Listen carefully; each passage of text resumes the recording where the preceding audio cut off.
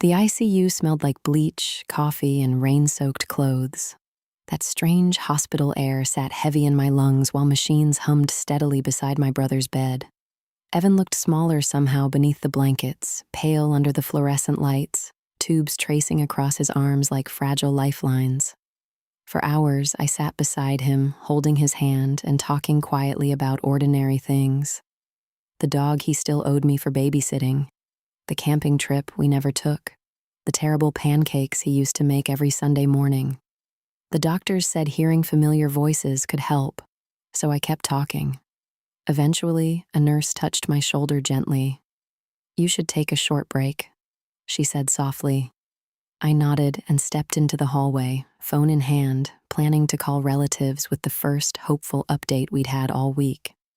That's when I heard my parents speaking with the surgeon near the nurse's station. Low voices, urgent, careful. "We don't want the surgery," my father said. I stopped walking. The doctor sounded surprised. "Without it, his chances drop significantly," my mother answered before he finished. "It's too expensive," she said calmly. "And honestly, he's already suffered enough." The hallway tilted beneath me. Too expensive, suffered enough.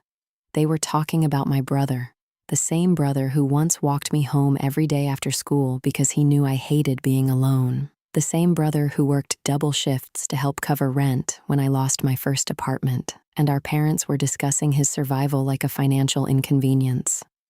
The doctor hesitated. "If we don't operate soon, he may not recover." My father sighed heavily.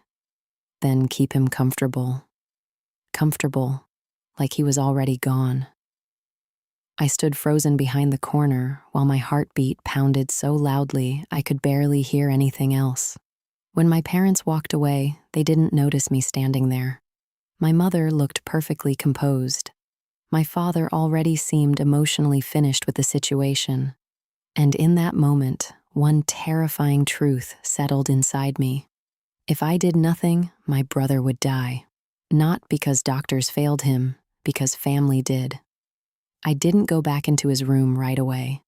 Instead, I sat alone in the stairwell, gripping my phone with shaking hands while trying to think clearly through the panic. There had to be a way. Someone who could help. Someone who would tell me what to do. I called Aunt Valerie. She answered on the second ring. "What happened?" I explained everything in one breathless rush. The surgery, the refusal, the conversation, the fear. When I finished, silence filled the line for one long second. Then she said firmly, "You need to fight for him." But they already told the doctors no. So override them. I blinked. What? If Evan listed you anywhere legally, emergency contact, medical authorization, anything, you may still have options. Stop panicking and start moving. Her confidence steadied me immediately. By the time we hung up, I wasn't shaking anymore. I marched directly to the nurse's station and asked to speak with the surgeon privately. Inside his office, he pulled up Evan's file. My name appeared under emergency contacts. Not theirs, mine. The doctor studied the screen carefully before turning toward me. "If you're willing to authorize treatment," he said quietly, "we can proceed." The pen felt impossibly heavy in my hand, but this time my signature didn't shake, because suddenly the fear inside me had transformed into something sharper. Determination.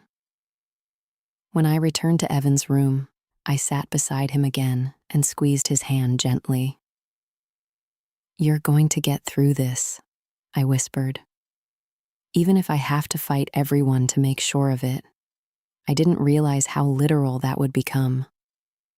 An hour later, my parents confronted me outside his room.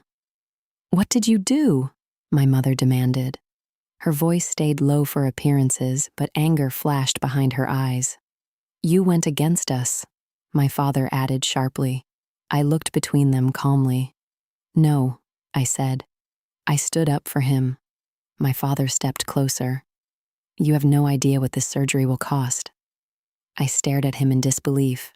"You're seriously talking about money right now? You're being emotional." "No," I answered quietly. You're being cruel." A few nearby nurses glanced toward us. My mother instantly softened her expression for the audience.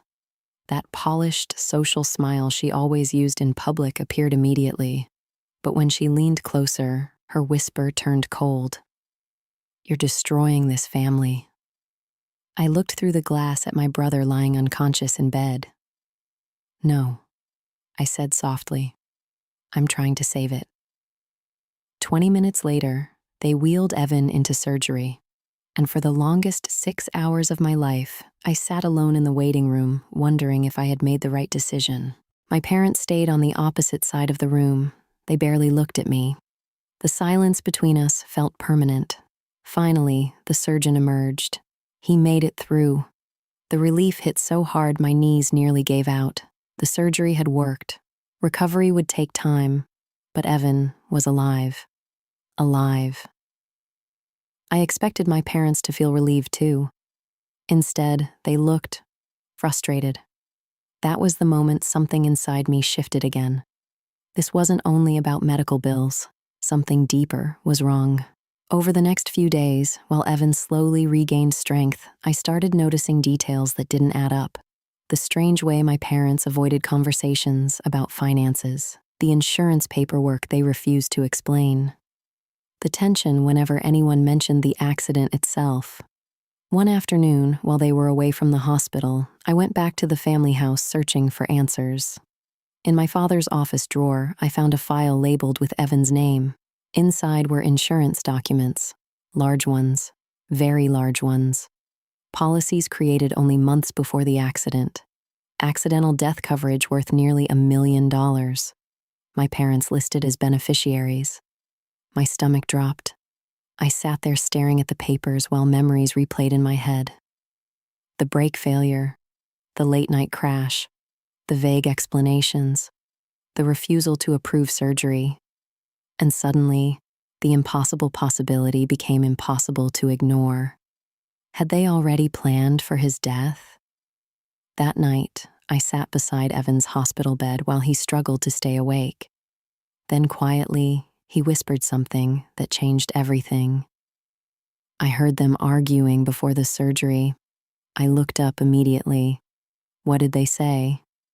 His eyes drifted toward the ceiling.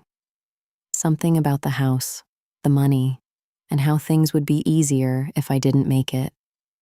A chill ran through me, because now I knew I wasn't imagining it. This wasn't misunderstanding. This was betrayal. The next week became a blur of difficult choices. I contacted an investigative journalist recommended by Aunt Valerie. At first, I hesitated. Exposing your own parents feels unnatural, no matter what they've done. But every time I looked at my brother struggling to recover, I remembered that hallway conversation. Too expensive. Keep him comfortable. So I told the truth. The articles started small. Anonymous reports. Questions about medical neglect. Then came the evidence. Insurance timelines. Hospital records. Witness statements. The story spread quickly. Friends distanced themselves from my parents. Their carefully managed reputation began collapsing piece by piece. People who once praised them suddenly stopped returning calls. And through it all, I stayed focused on one thing: helping Evan heal. Eventually, he moved into my apartment during recovery. We spent evenings eating takeout on the couch while relearning what peace felt like. One night, he looked at me quietly and asked, "Do you regret exposing them?" I thought about that for a long moment.